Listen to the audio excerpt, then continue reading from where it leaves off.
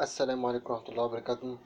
طبعا أنستونا وشرفتونا بالنسبة للناس اللي موجودين معايا على القناة. بشكر كل الناس اللي وقفت جنبي ووصلتني للألف مشترك. بجد بجد أنا سعيد جدا النهاردة اليوم الوحيد اللي وصلت للألف مشترك. يعني أنا مش عارف أفرح إزاي، لكن بإذن الله بإذن الله بإذن الله. النهاردة طبعا الحلقة الرابعة، الحلقة الخامسة. طبعا الحلقة الرابعة احنا اتكلمنا عن قصة علي وندى. النهاردة قصص مجهولين. يعني ايه قصص مجهولين؟ يعني اتنين ما نعرفلهمش اسامي. النهاردة قصة جميلة جدا لشخص بعيد عن حبيبته، وحبيبته بتحبه جدا وتتمنى ان هو يرجع لها تاني. والكلام ده انت هتشوفه. فويس هي بعتهولي بجد بجد يحرق القلب. فويس يحرق القلب بجد والله تاني. انا ما كنتش مصدق ان انا اول ما شفت الفويس ده ما كنتش مصدق، وما كنتش قادر اعمل اي شيء غير ان انا اطلع اتكلم معاكم دي. انتوا عارفين ان اي قصة بنتكلم عنها من ناحية الواقع. وطبعا انا مش عايز اطول عليكم، وحابين نبدأ مع بعضينا القصة دي. وفي اخر الفيديو هسمعكم الفويس. يلا بينا.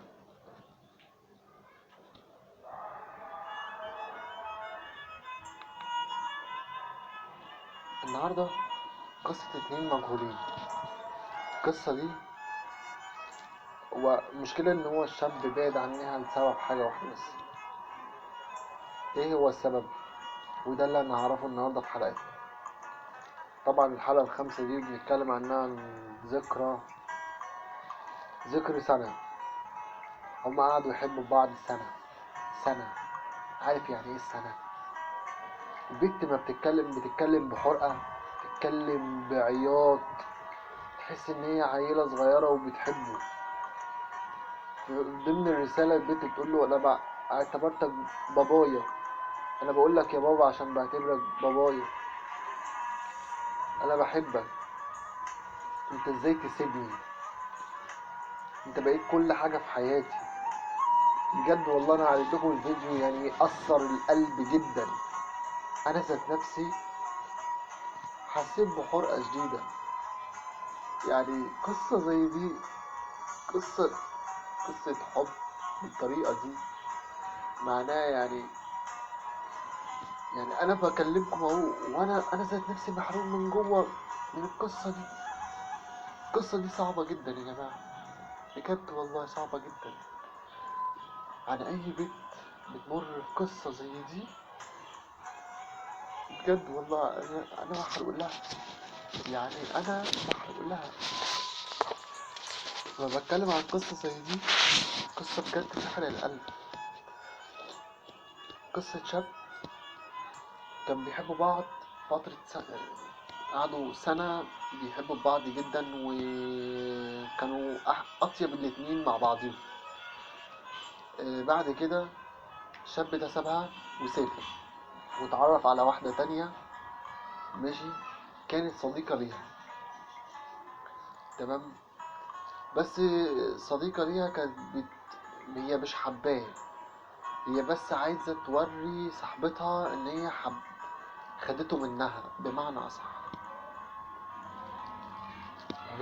في نحو الرسالة، هي البنت مش قادرة تستغنى عنه، وبتحبه جدا، وعايزاه يرجع لها بأقصى شكل. بأقصى شكل عايزة ترجع له. وطبعا هتموت لو ما رجعتلوش. وهعرض لكم الكلام ده في آخر الفيديو عشان تشوفوا بنفسيكم.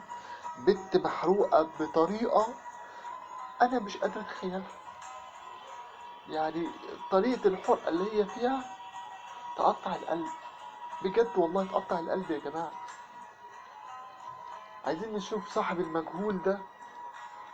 وده طبعا عارف صوتها وهيعرفها من الفويس. شكرا لكم. شكرا لكم بجد والله ان انتوا وقفتوا جنبنا، وقفتوا جنب الحالة دي. وبشكركم جدا ان انتوا وصلتوني ل1000 مشترك. اخ واخت طبعا واقفين جنبي بيسندوني، عارفين قصتي، والناس دايما في التعليقات بتشجعني جدا، بتشجعوني جدا بكلمتكم الحلوة، بالكلمة الطيبة. استمر. ناس بعتلي بتقولي استمر، انت محتواك زي حلو، استمر، انت مستقبلك جميل جدا، استمر، احنا دايما في ظهرك، استمر. والله انا بشكركم جدا، والله انا بشكركم جدا. انا بفضل اقرا التعليقات وبشكر كل واحد كتب لي تعليق، بجد انا بشكركم جدا. وحابب ان احنا لو عملنا، لو تقدروا توصلوني اكتر من كده، انا عارف ان انتوا تقدروا، عشان انتوا ناس قلبكم صافي وبتحبوا اللي يجي في الخير، بجد بجد. انا مش قادر اقول لكم، انا مش عارف اشكركم ازاي بجد والله. انا بجد والله ما عارف اشكركم ازاي على التعب اللي انتوا بتتابعوه معايا. شكرا لكم، والسلام عليكم ورحمة الله وبركاته. عايزين ندعي لاخواتنا بالنصر، ربنا ينصرهم بإذن الله، وندعي لكل الناس اللي أهلها متوفية، ربنا يرحمهم ويرحم موتاهم بإذن الله. يعني بقى انا ماليش غيرك، عارف انت كل حاجه حلوه في دنيتي. انا عشت معاك ايام حلوه قوي صعب اني انساها. كل يوم احس انك هترجعلي، عارف، وحسيت كل كلمه منك. ينفع كده؟ ينفع كل ده تبقى بعيد عني؟ ده انت روح، بس انا زعلانه منك قوي كده. متقالش على حبيبتك؟ فاكر لما كنت بقعد اقول لك يا بابا؟ طب لما كنت بقول لك انت مش حبيبي بس، انت بابايا وصاحبي واخويا وكل حاجه في دنيتي، ليه بقى تسيبني؟ ليه؟ انا بموت، انا عمري ما هكرهك على فكره، انا هفضل احبك طول عمري.